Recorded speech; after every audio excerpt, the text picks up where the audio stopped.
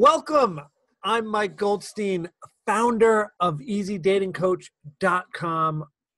Thank you for joining us. Today's topic is a fun one and a brand new one on this channel, dating disasters, how to deal with it all. And we've got my new friend, Junie Moon here. Junie, say hi to everybody. Hi, everybody. Welcome, another Jersey lady, so I love that. So I want to start from the beginning with you, and we don't normally go this route, so I'm really excited for this. Cool. So talk to me about how you became a love mentor. How I became a love mentor. It's been a long and winding road to get to be with that title. You know, after years and years of coaching people, what I found my sweet spot to be is helping people with relationships. How to help people communicate better, how to feel better about who they are in relationship, and how to keep people together and how to bring people together. And after years of playing in that arena, I realized that I can really help people navigate the waters of love overall. And now I help single people find love by, well, a lot of different things we're going to talk about today. And one of the other things I'll share about the love mentor part is I struggled in that arena. I struggled big time, similar to you, and similar to everybody that's watching. That I had a life that sent me messages, especially as a woman in this culture, that I'm supposed to look a certain way, act a certain way, be a certain way, and I was never a toothpick. I always had some meat on my body, and got lots of comments from young men that were not thinking clearly. And I had a lot of pain growing up around that.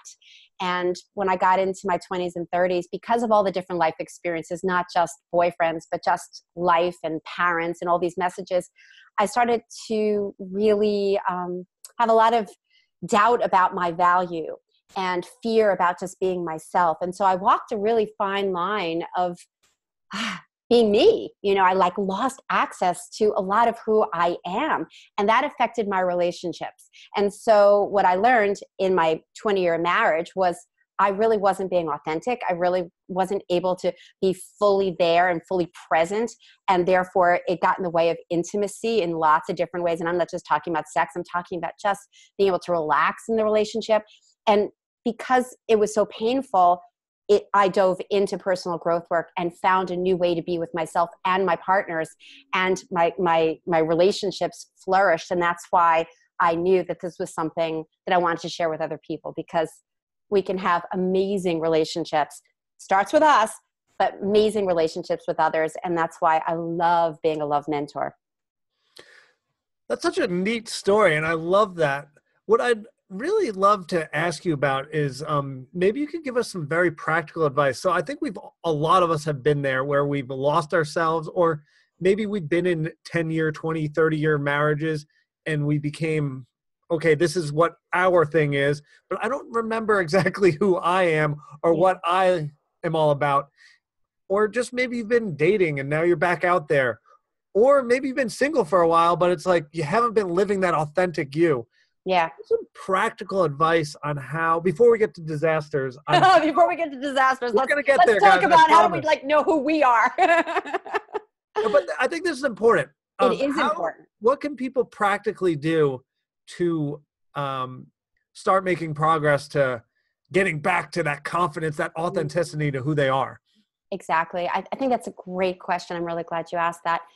Well, there's no perfect answer and there's no one right way, but there are definitely things that I encourage people to do. And this is one of the things I start with my clients right off the bat, is getting clear about their value system. What's important to you? If you're in between relationships, or even if you're in a relationship and something is not working, to really stop within yourself, not in the relationship necessarily, but to stop, take a pause and do some reflecting about the journey that brought you here.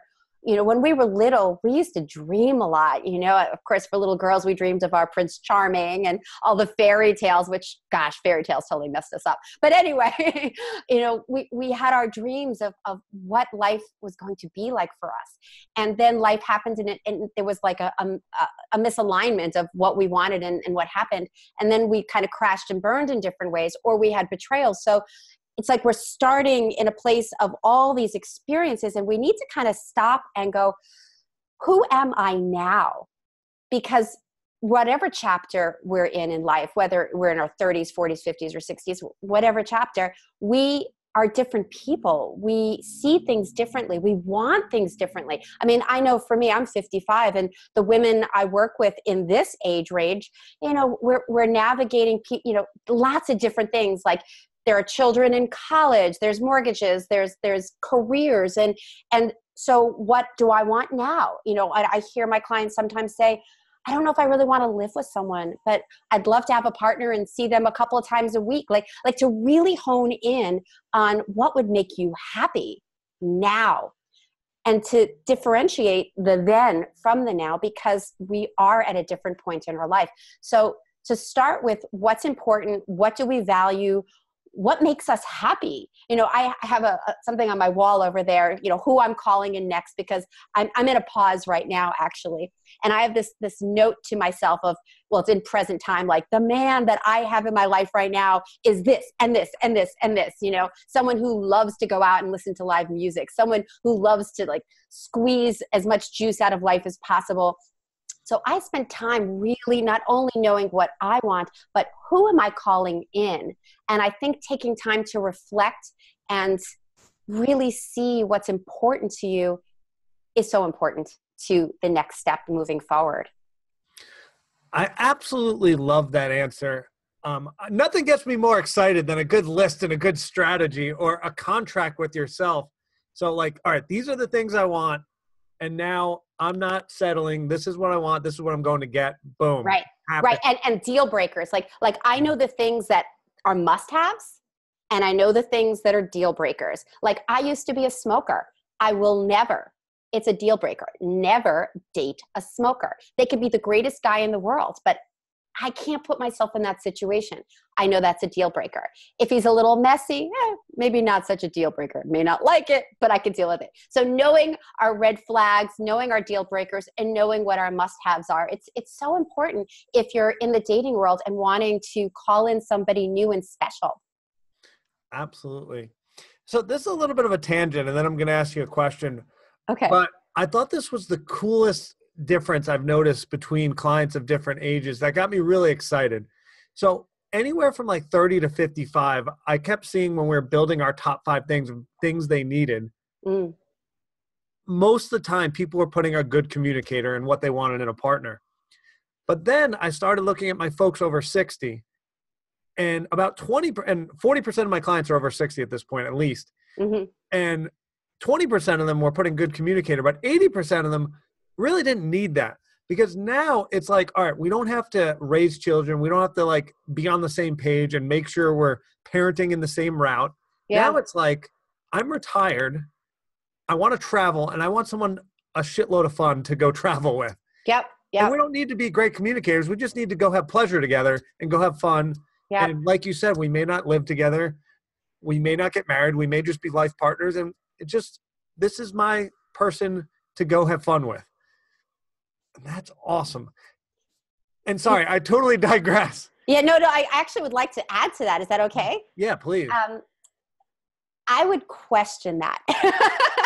I would question that. I mean, I think what I see mostly of all ages is most people really don't know how to communicate in a way that's clean. And what I mean by that is in a way that's not triggering to the other person, and in a way that the other person can really hear them, because that's where all the drama happens, is when we are upset or there's something that's not working, and we communicate in a way that points a finger and blames them. So I'm guessing that even in their 60s and 70s, they might think that they just want to have fun and companionship. But at the end of the day, if they're not able to have good, clean communication, they're going to have challenges. That's my belief. That's what I see. Their priorities might be very different, though. at the end of the day, I totally think the most important thing in a relationship is knowing how to communicate in a way that brings you closer together, even if there's conflict. But I think it's great because you're right. There's different stages, different wants. And my ex-husband, who I call my husband and I, we're like best friends now because we're not dealing with children. We're not dealing with mortgages. We're not dealing with life. We could just be friends now. So it is, different stages and different pulls on us. But at the end of the day, I think communication is so paramount. Yeah, absolutely. So let's keep going. So let's finally get to the disasters. Disasters! What do we do when this happens? Yeah, so disasters. Yeah. So there's a lot of new vocabulary words that we're finding out about that I didn't know what they mean. I probably won't know some of them. But we've got ghosting. That I know. We've got breadcrumbing. Yeah, I got that one too. Okay, just learned that one actually recently. All right, so those are the big ones. Mm-hmm. And how can we navigate the waters so that people have less pain and can just have some ease in dating? I think that's so important to talk about because what I hear so often is online dating sucks and, people are disappearing and I thought he was into me and then he disappeared and it could be so painful. I mean, I've been there too, and what I've noticed for myself because I've done all the personal growth work that I've done, that I can't say it doesn't sting, but it doesn't rip my heart out and it doesn't, rake me over the coals like it used to. So shit's going to happen. People are not going to come through in the way that we want them to. And sometimes they're going to show us masks. They're going to show us what looks really good. And then they're going to show us their true colors when they don't show up for us or when they just give us little bits to just make us think that they're interested in us. So there's a few things here. The first thing is, my opinion is that if somebody disappears on you, good friggin' riddance. If they're not going to show up for you and they're not going to give you the attention that you deserve, then they are so not the person for you. And, let it go. And as Tony Robbins would say, just go outside and go next, because there are so many amazing, beautiful people out there that are looking for connection and love. Now that's sometimes easier said than done, because if you really did have a connection, this just happened to me just a couple of months ago. I dipped my toe in the dating world again until I realized, I still need to have a pause and I still need to kind of settle into where I'm at now. And it's a long story, but a long story short, I had this happen to me and it was like, really? I mean, like he was really into me. I mean, and he was, there was no doubt about it, but then he disappeared. And there was a moment, just a moment of, ouch, and I started asking myself, did I miss something? I started doubting me. And I started questioning whether I missed some signals. Did I open up too much? So I did go there for a minute, but that's the key to having it be less painful. When you start to notice that you're bringing it back to you and thinking something's wrong with you, that's the slippery slope where you start to feel like deflated and no one's going to love me and maybe I'm too old, and when we start going down that road, it feels like crap. And so there are going to be those people. It's sad, but we're in a very new realm where people can swipe right, swipe left, and discard very easily and find somebody new the next day. It's a reality. But to hang our hat on that moment where somebody doesn't show up for us, it is painful. So what I offer to anybody that is in this dating realm, it comes back to self-love. And I know everybody hates that. Everyone's like, I don't even know what that means. I just want to find a partner. I love myself. Why isn't anybody loving me? But at the end of the day, it is about rising our self-esteem up, bringing our self-esteem up, knowing how valuable we are. And that sometimes takes some work. I mean, when I work with my clients, we spend a ton of time on letting go of the past BS that hurt them, where they did doubt who they are, where they were betrayed, where their heart was, stomped on. All of that lives inside of us. And so when we get ghosted or we're just having these little pecks of, ooh, maybe, it's reminding us of the pain we had in the past. So there's the opportunity, and it's a beautiful opportunity, is to heal the past, is to really spend some time going, where did I get hurt before? What messages did I get from that? Oh, I got the message that I'm not valuable, that somebody else is more important than me. And then you start to see the setup. And once you're able to heal that and spend some time really regrouping and remembering who you really are and that you are deserving of love, then it's water off a duck when those things happen. A little, not completely, because we're human beings, and it does hurt when someone doesn't show up for us, especially if we have the expectations, but that's the key. Lower the expectations and just show up and be present, because the more expectations you have, the more you're going to be disappointed. But if you could just show up and allow it to unfold and be you, to be fully you, and if it doesn't work out, then que sera, sera, let it go. I've got a really important question for you. Bum, bum, bum. Well, in my opinion, it's important. So I've kind of given, over the years, very similar advice to what you just gave of, if the guy ghosts and the guy leaves, like, you're fantastic and I have no clue why he left. Right. But is it even possible for women and men to look at the situation and go, I'm freaking awesome and I don't know why he left, but can I dive into a little bit of what my strategy was during our dating process and see if strategically maybe I did anything wrong? So I'm authentic, I'm me, I'm fantastic, but maybe something in my process was a little iffy, but accomplish this while not going like, oh, like I'm not a great person coming down. Is there a way to kind of execute that, do you think? Absolutely. And I actually think that's wonderful. And I had the little voice go off in my head just now when you were saying that here I was like, I judged myself just now and I was like, oh, you're being such a Pollyanna. Just love yourself and just know that you're great. And you are. We're all great. And we bring all of our experiences to every relationship. And if we have unhealed crap, it's going to come out sideways. I'll give you an example and then I'll get back to your question.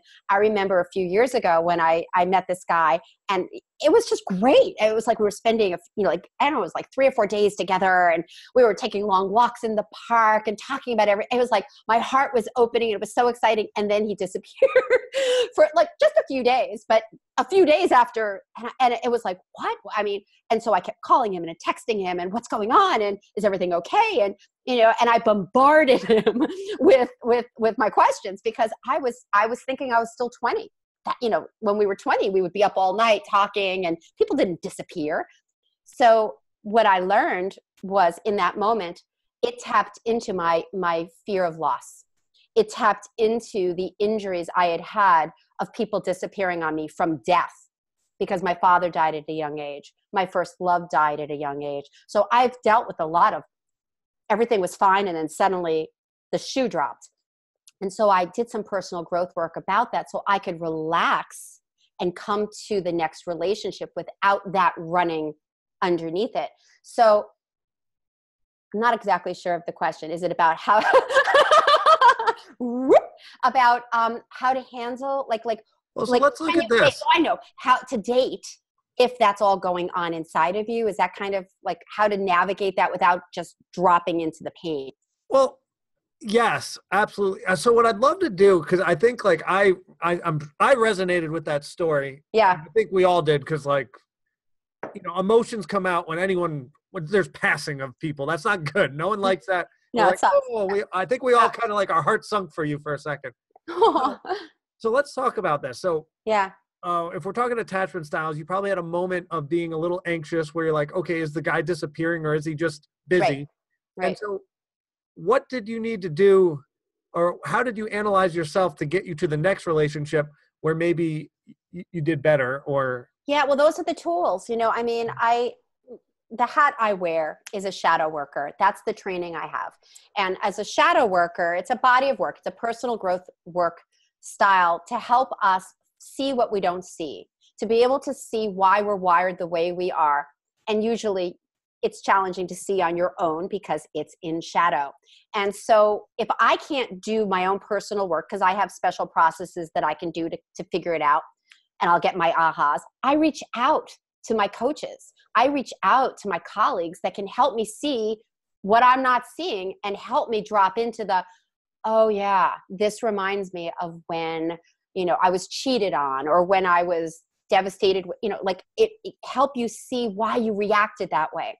And that's not the end of it though. And that's where a lot of personal growth ends, where we just identify, oh, well, that's why I felt that way. Oh, I was criticized as a kid. I was bullied as a kid. That's why I'm like this.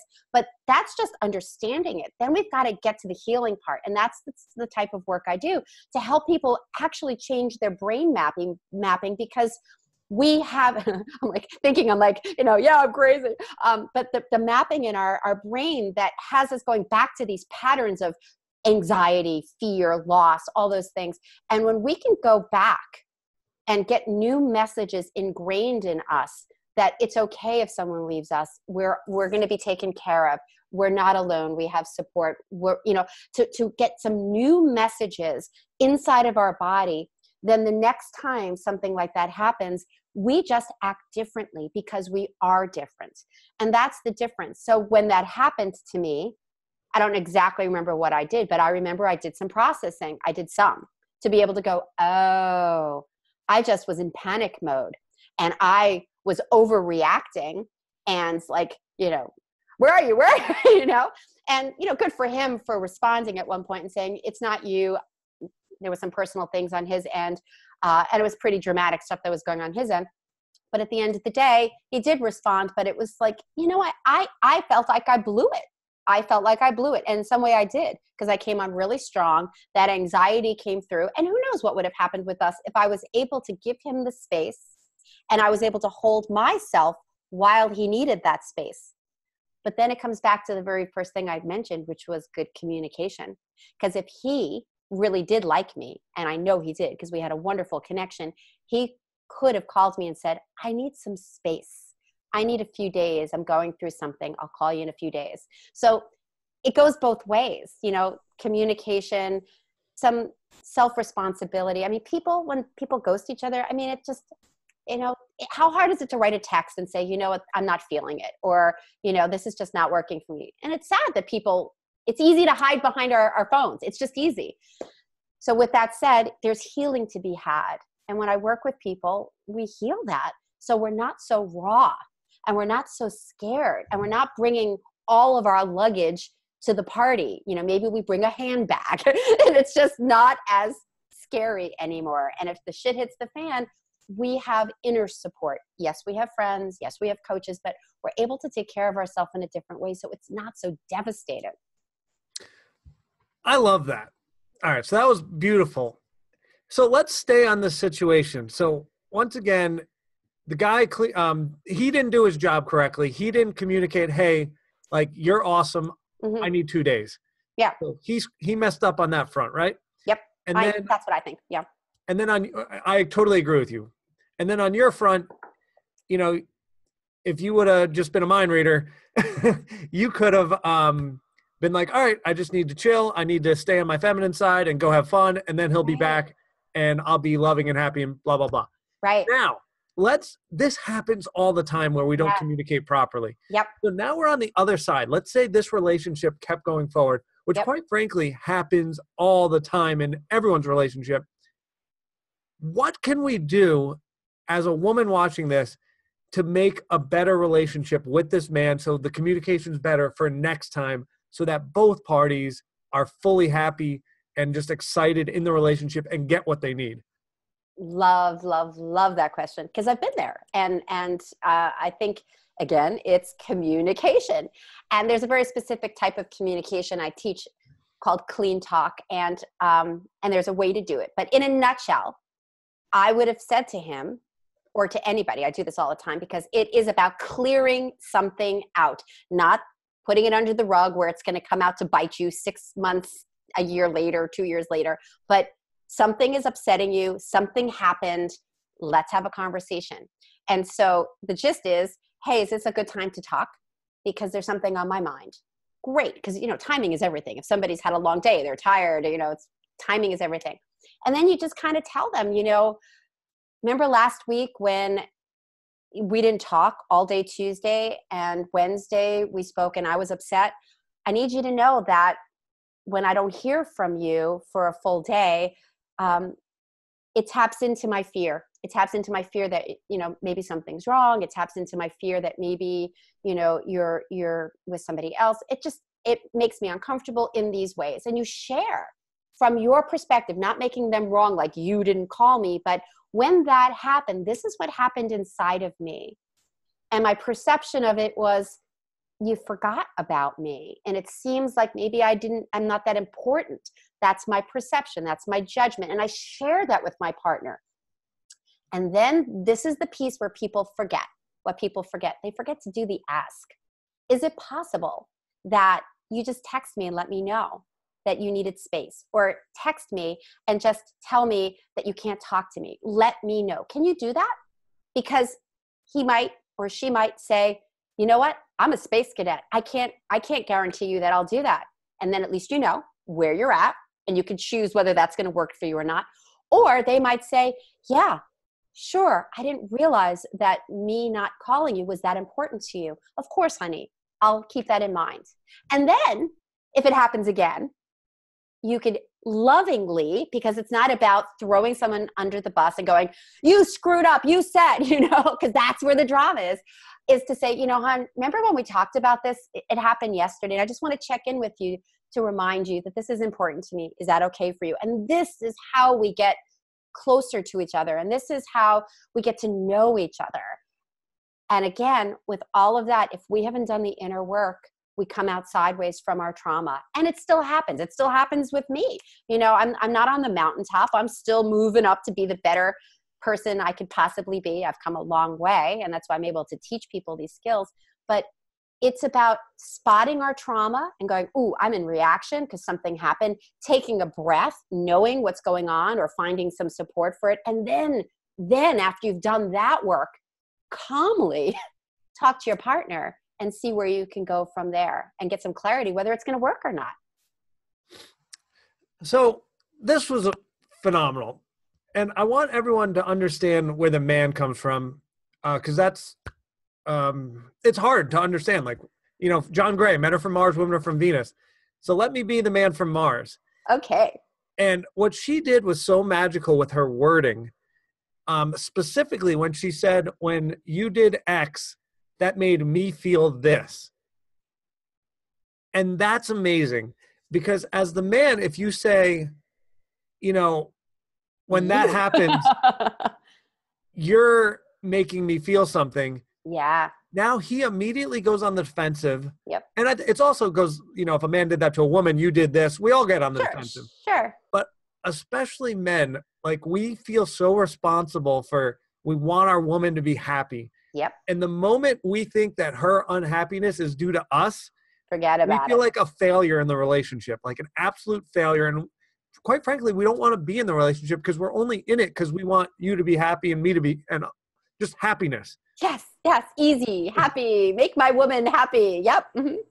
But if she says, I'm not feeling this because of something, like, not because of you, but I'm just not feeling this, then all right, he can look at it and constructively and not be like, I'm a failure. But wait a second, I do want her to be happy.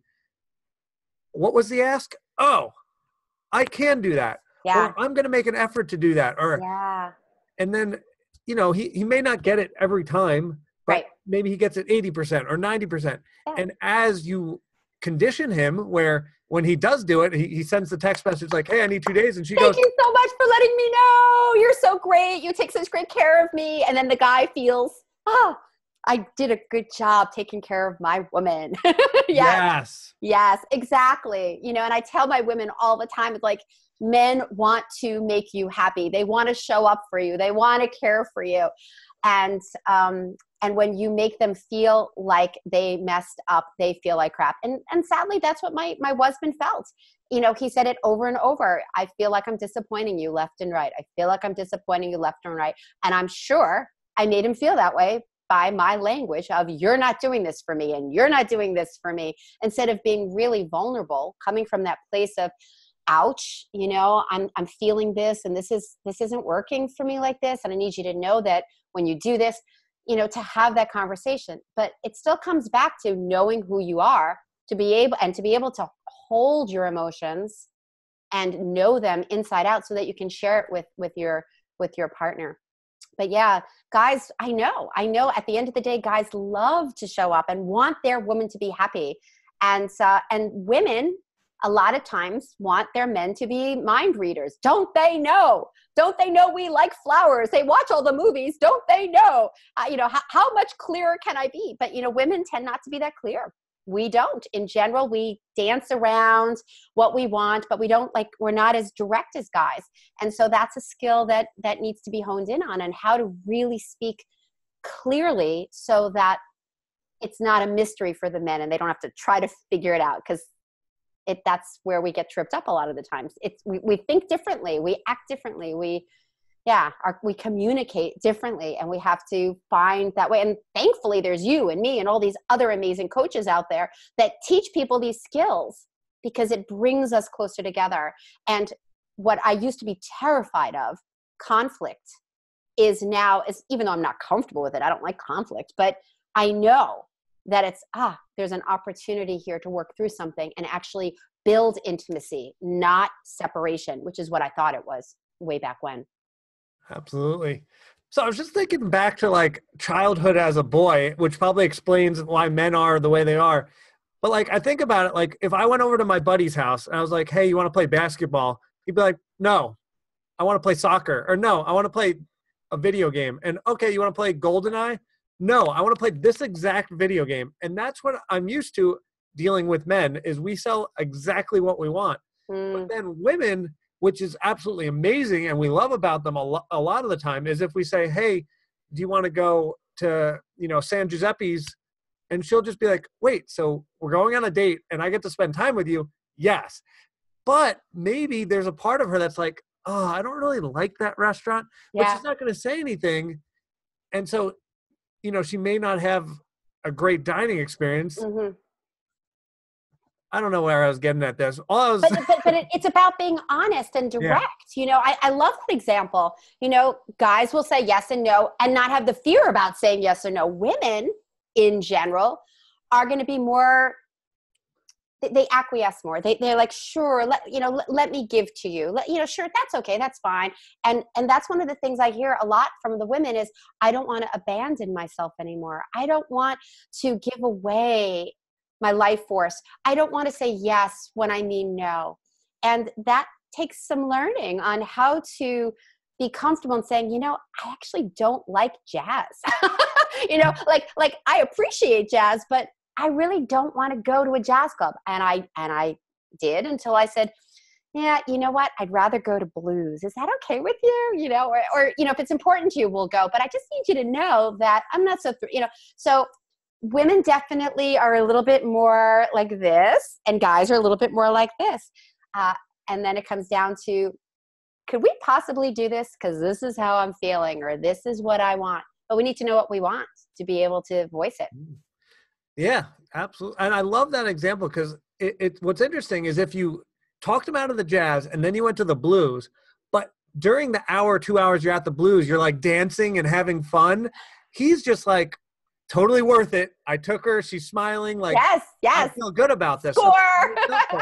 So like the 5 seconds of telling him like, hey, I like blues over jazz, well, he's like, okay. But then the 2 hours of you like dancing around, having a great time, made up for everything. Absolutely. Exponentially. Absolutely. Yeah. So I love that. Yeah. All right, guys, we've got a few things we need to talk about that we're doing. So Junie Moon and I are actually, Junie is hosting an event up in North Jersey. Yep. Mm-hmm. What's it called? What's the town? It's called Saddlebrook. It's in Bergen County, right Saddlebrook, outside of the city. So if you're flying in, you would probably go to Newark Airport. Yep. If you're local, you know where it is. So we're both going to be there live. We're going to have probably a few other guests. It's a weekend event. What's absolutely nuts, and I can't believe Junie's doing this, it's free. Yeah, like free tickets. It's not a free event. The event costs $700, but it is, I have free tickets for your people. So we have free tickets for your people. Well, that sounds even better. So they're getting discounted. Yeah. Wow. All right. Yeah, so there's just full disclosure though, there's a small seat deposit it's fully refundable. When you walk in the door, we give it right back to you, just so you confirm that you want the seat. And then we know how much, all the supplies are ready for you to be there. But yeah, I have free tickets available, and it's called Find Fabulous Love Live. And for 2 days, we're going to break through some of the limiting beliefs, and we're going to stoke the fire to remember that we are alive and juicy and wanting love and deserving of love, and have some great presentations like yours and some other really amazing people showing up. So yeah, it's a 2-day, May 4th and 5th. All right, beautiful. And so guys, if you click that, you can go get the tickets. And then of course, after May, if you click it, we'll have something else wonderful for you. And also in the description, there'll be that to click. And on the top comment, we're going to put a free gift for you as well to get to know Junie a little better. So we're totally hooking you up with more Junie time. Everyone needs. Yay! So awesome. Can I just tell them real quickly? The free gift is Find Fabulous Love. See, there's a theme here. Find Fabulous Love After 40. It's a guidebook, and I literally take you through 10 easy steps for you to really claim what I call next level love. And so it's a really great guidebook that I want to gift to you and your people. So yeah. Well, we really appreciate you. So thank you. Guys, I love all of you, and thanks for watching this whole video. I know it was a long one. I appreciate you. And we'll have another video on Tuesday, like always. If you haven't subscribed, get in. I think it's on this side to hit subscribe. I know. I'm always like, which way?